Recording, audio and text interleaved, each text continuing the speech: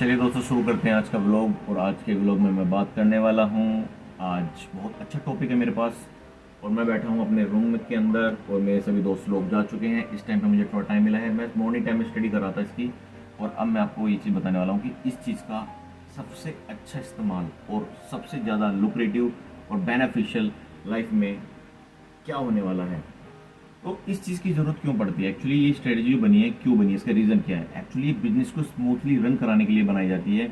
आपने कभी सोचा है कि जब हम एक हिरार्की का जो सिस्टमेटिकली स्ट्रक्चर होता है उसको क्यों फॉलो किया जाता है?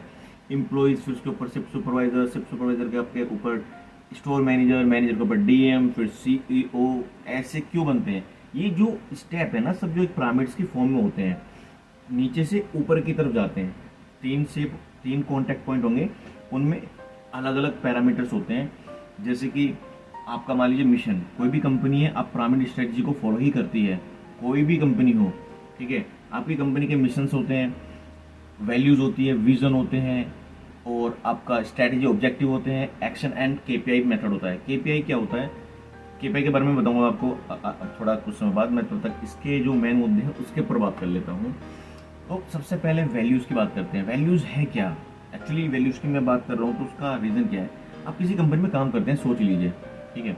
और इस वीडियो को दिल से देखिए, क्योंकि ये वीडियो बहुत दिल से बनाता हूँ मैं, और खासकर अपने लोगों के लिए, और जो लोग कुछ वीडियो से सीखना चाहते हैं उन लोगों के लिए भी, क्योंकि हम सब एक फैमिली की तरह हैं।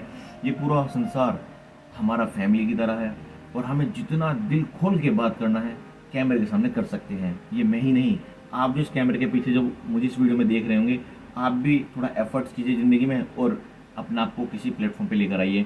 थोड़ा चैलेंजिंग होता है स्टार्टिंग में, थोड़ा डिमोरलाइजेशन प्रोसेस होता है कि जब सब्सक्राइबर नहीं मिलते, ये चीज़ें नहीं होती हैं, वो चीज़ें नहीं होती हैं।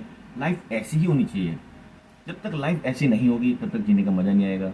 टफ चैलेंज आपको बहुत आगे लेके जाते हैं, और लाइफ वैसे ही रहनी चाहिए, हमेशा curious, furious, massive, genetic, spacious things, मतलब भारी होनी चाहिए, ठीक है। तो मैं बात करता हूँ वैल्यूज़ के ऊपर। वैल्यूज़ है क्या? आपने कभी सोचा कि कंपनी के अंदर हमारे एथिक्स होते हैं, प्रिंसिपल बनते हैं, बिलीव्स होते हैं, कि आपकी कंपनी आपको सब कुछ देती है, पर लेकिन आपकी एथिक्स के बारे में भी तो बात करना चाहिए ना।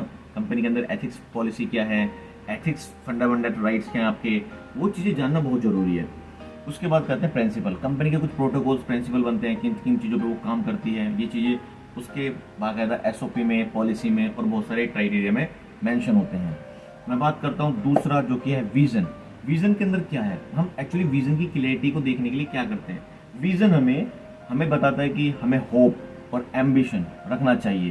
कंपनी में जब हम कोई टाइम देते हैं तो आप हमेशा कुछ ना कुछ सीखते रहिए। रोजाना टारगेट बनाइए कि आपको सीखना कैसे है। आपको you have to just make it yourself, how to learn and how do you wanna grow in your life. You have to think, you just have to consider from your mind, and you have to always pop up। छोटा सा विचार आता है, आपको रोजाना कुछ revolutionary करने पे मजबूर करता है।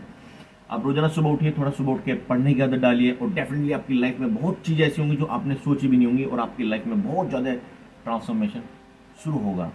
तो विजन की बात करते हैं। विजन में क्या होता है? ये 5 पैरामीटर्स है, उसके ऊपर मैं बता रहा हूँ थोड़ा थोड़ा, कुछ मेरी थोड़ा बहुत पॉइंट्स जो जुड़े होते हैं उन चीज़ों के ऊपर भी बात करनी पड़ती है।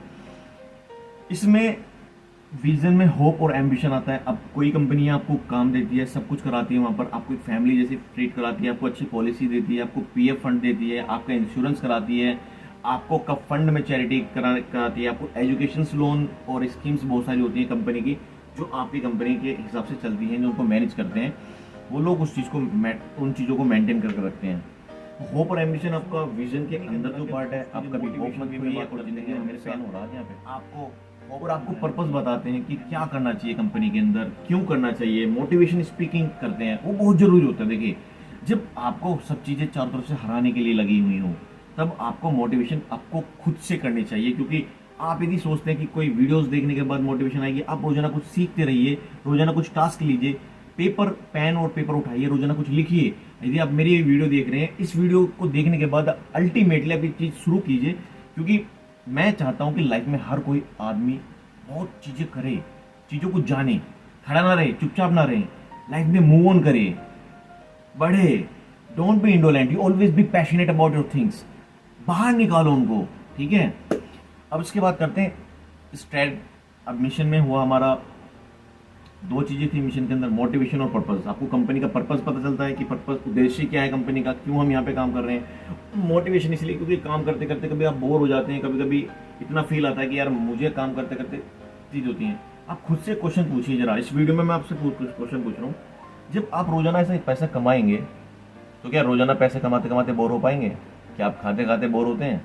नहीं ना। तो इस वीडियो में बहुत अच्छा ये मैसेज आप लोगों के लिए कि आप जिस तरह रोजाना उठते हैं, रोजाना सूर्य अपना प्रकाश फैलाता है और आपकी ज़िंदगी के अंधेरे को दूर करता है, वैसे ही आपका एक सोच, रोजाना आपकी एक हैबिट, रोजाना आपका एक नया क्वालिटी जनरेट होता है। आप अपने बारे में सोचिए, अपने आप को बेहतर बनाइए हमेशा। अब कहीं पर भी रहिए, माहौल कैसा भी हो, सीखना बंद मत कीजिए। ये एक वेपन्स है जो हमेशा आपको जान बचाता है और आपको हमेशा बहुत आगे लेके जाता है।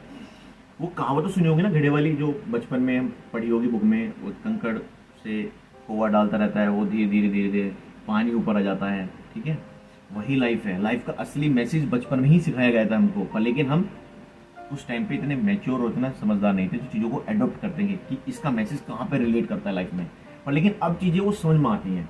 ठीक है, तो मैं बात करता हूँ स्ट्रेटजी ऑब्जेक्टिव के बारे में, जिसमें हमें कंपनी के अंदर प्रोसीजर पता चलते हैं कि कंपनी के प्रोसीजर क्या क्या होते हैं, और उसके अंदर मेथड, प्लान। कंपनी बताते हैं कि भाई हम प्लान क्या करने वाले हैं, नया कुछ होने वाला है, मेथड क्या क्या फॉलो करने पड़ेंगे, प्लानिंग किस तरीके करनी है, वो सब आपका स्ट्रेटेजिक ऑब्जेक्टिव में आता है। इसके बाद जो लास्ट बचता है उसका नाम है एक्शन एंड केपीआई। ठीक है, अब केपीआई क्या होता है और एक्शन क्या है? अब हम चीज़ें सीखते हैं, टीचिंग मॉड्यूल होता है जिसमें prepare, present, practice, follow up, चार पैरामीटर्स होते हैं उसके बाद आगे हम क्या करते हैं करते क्या है, आप सोचिए जरा, करते क्या है। तो केपीआई क्या होता है? केपीआई एक ऐसा की परफॉर्मेंस इंडिकेटर होता है जो कि 19 सेकंड में पीटर डॉर्ची ने इन्वेंट किया था। उन्होंने अपनी कंपनी के अंदर बहुत सारे लोगों के ऊपर फैक्टर, ये चीज़ें रिसर्च किया और उसके बाद ये केपीआई इंडिकेटर बना। केपीआई इंडिकेटर में बहुत सारे फैक्टर्स हैं, जैसे आपका ऑप्टिमाइजेशन प्रोसेस होता है, आपकी स्ट्रेटेजी होती है। मान लीजिए आप किसी चीज़ में अच्छे क्वालिटी, स्ट्रॉन्ग जोन है आपका, तो आप एक टीम बनाइए, लीडरशिप बना, how to create a leadership. आपको ये चीज़ सीखनी है, आपको काम करवाना भी है और साथ में उनको मोटिवेट भी करना है। तो एक कंपनी के अंदर ये पूरा पिरामिड स्ट्रक्चर देखने के लिए मिलता है। ठीक है, और बताता हूँ केपीआई के बारे में। इसमें आपका मेजरमेंट होता है, ऑब्जेक्टिव होता है, आपकी स्ट्रेटेजी होती है, आपकी ऑप्टिमाइजेशन होता है। ये चीज़ें बहुत इंपॉर्टेंट होती है। जैसे जापान का एक प्रोसेस है, 5S मेथड है, जैसे set in order, sustain, standardise, then sort and set in order. ये मतलब कुछ इस तरह के हैं जो आपको जानना बहुत जरूरी है। आप जब किसी कंपनी में काम करते हैं या कहीं भी जा रहे हैं ना, आपकी नॉलेज के लिए अच्छा है। आपको अपने फंडामेंटल राइट्स पता होने चाहिए, आपको अपनी कुछ चीज़ें इन्वायरमेंट से रिलेटेड कुछ चीज़ें पता होना चाहिए। हमेशा चीज़ों के बारे में कुछ नई चीज़ें सीखते रहिए और अपने आप को हमेशा बेहतर बनाते रहिए। क्योंकि मैं बिलीव करता हूँ अपने आप में, और मैं बिलीव करता हूँ अपनी रोजाना लर्निंग मेथड पे, और उस चीज़ को शेयर कीजिए और दिल से लोगों को प्यार कीजिए और प्यार बांटिए, क्योंकि असली ज़िंदगी का नाम प्यार ही है और उसी के साथ जीना है और उसी के साथ मर जाना है। ठीक है, और अपना आप को बेहतर बनाते रहिए और इस समाज का हिस्सा बने रहिए, और हमेशा एक मोटिवेशन वाइब आपके साथ बनी रहे। मैं दुआ करता हूँ ये वीडियो आपको अच्छी लगी होगी, और जो इस वीडियो को पहली बार देख रहे हैं, please like and subscribe my channel and don't forget to press bell icon below. Okay, bye bye, take care. मिलते हैं नई वीडियो में कुछ नई चीज़ों के साथ। नेक्स्ट वाली वीडियो बनाऊंगा मैं 5S मेथड के बारे में, जो कि जापान में इन्वेंट होता, उसके बारे में थोड़ा पढ़ लीजिए और वीडियो को फिर उसके बाद देखना और एनालाइज करना कि वीडियो कैसी है। ठीक है, बाय बाय, मिलते हैं नेक्स्ट वीडियो में। सब अपना ध्यान रखना और खुश रहिए और